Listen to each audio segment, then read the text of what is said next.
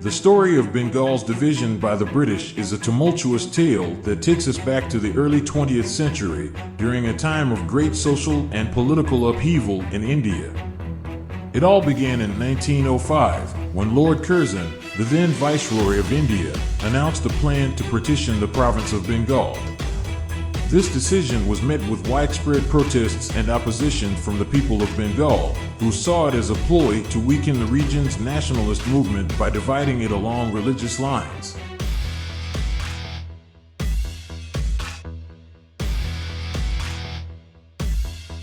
Bengal, at that time, was a sprawling province that included modern-day West Bengal, Bihar, and Odisha.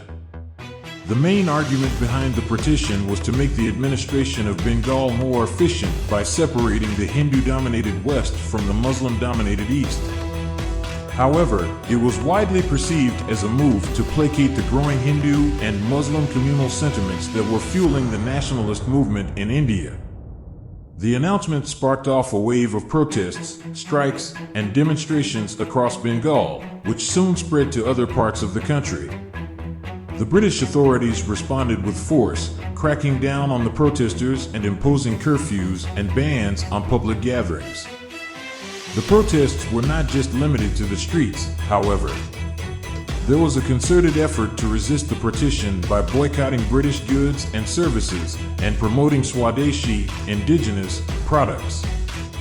This led to the emergence of a new political force in Bengal, the Indian National Congress, which led the anti-partition movement and organized various campaigns and rallies.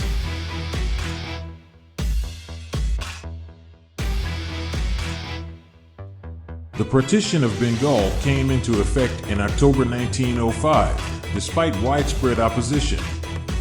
The new province of East Bengal and Assam was created, with its capital in Dhaka, and the western half of Bengal became the province of Bengal.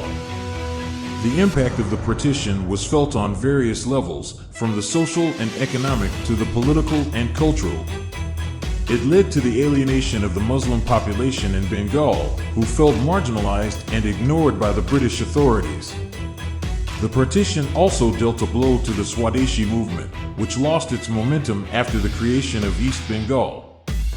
However, the resistance to the partition continued, and it became a rallying cry for the Indian nationalist movement.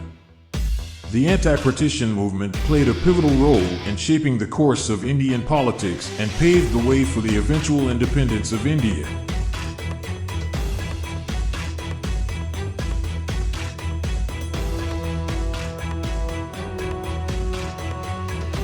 The partition of Bengal was undone in 1911, following sustained protests and pressure from Indian nationalist leaders, including the likes of Rabindranath Tagore and Surendranath Banerjee.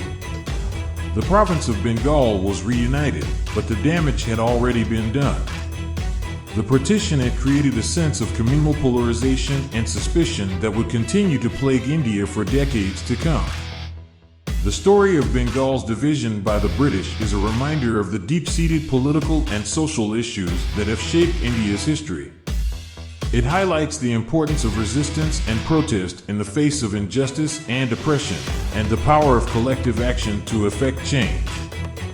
The partition of Bengal remains a cautionary tale of the dangers of divisive politics and communalism, and a reminder of the need for unity and solidarity in the face of adversity. As the dust settled on the partition of Bengal, the nationalist movement in India gained new momentum. The Indian National Congress, which had played a key role in organizing the protests against the partition, grew in strength and influence. Many of the leaders of the anti-partition movement went on to become prominent figures in the struggle for Indian independence. The partition had also paved the way for the emergence of a new political force in Bengal, the All India Muslim League.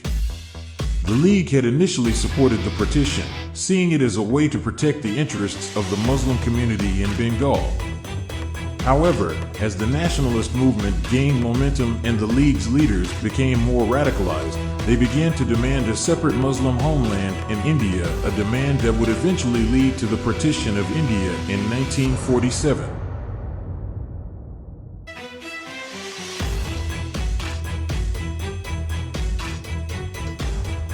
The impact of the partition was also felt on the cultural and artistic front. Bengal had long been a hotbed of artistic and intellectual activity, and the partition disrupted this vibrant cultural scene. Many artists, writers, and intellectuals left East Bengal for West Bengal, leading to a loss of creative talent and intellectual diversity. The partition also had economic implications for Bengal. The jute industry, which was a major source of income for Bengal, was split between the two provinces, leading to a loss of jobs and income. The partition also led to a reduction in the political and economic power of the Bengali elites, who had previously dominated the administration and economy of Bengal. However, the partition also gave rise to new forms of cultural expression. The Baul music tradition, for example, which originated in East Bengal, took on new dimensions in the wake of the partition. The Bauls, who were wandering mystic minstrels, used their music to challenge the artificial boundaries created by the partition and to promote a message of unity and tolerance.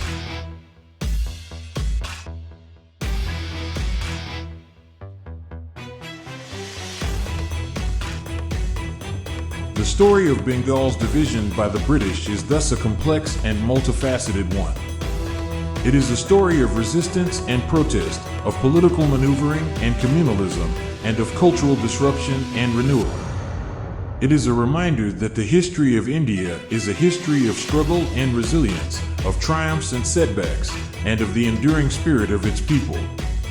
As we look back on the events of the past, we must remember the lessons of Bengal's partition. We must recognize the dangers of divisive politics and religious fundamentalism and work towards building a more just and inclusive society.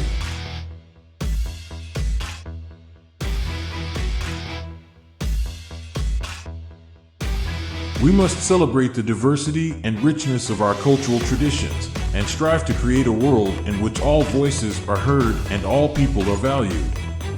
The story of Bengal's division by the British is a powerful reminder of the importance of history in shaping our present and our future. As we continue to grapple with the challenges of our time, let us draw inspiration from the resilience and courage of those who came before us, and let us work together to create a brighter and more equitable future for all.